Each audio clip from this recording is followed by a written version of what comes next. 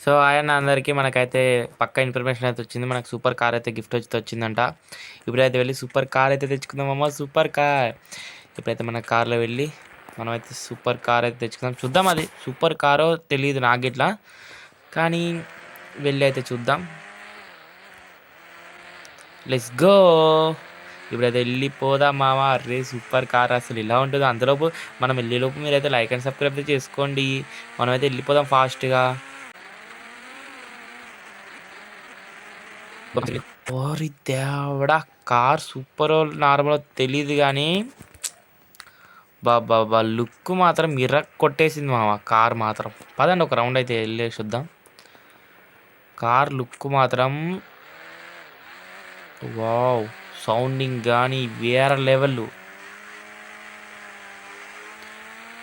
దేవుడా ఏ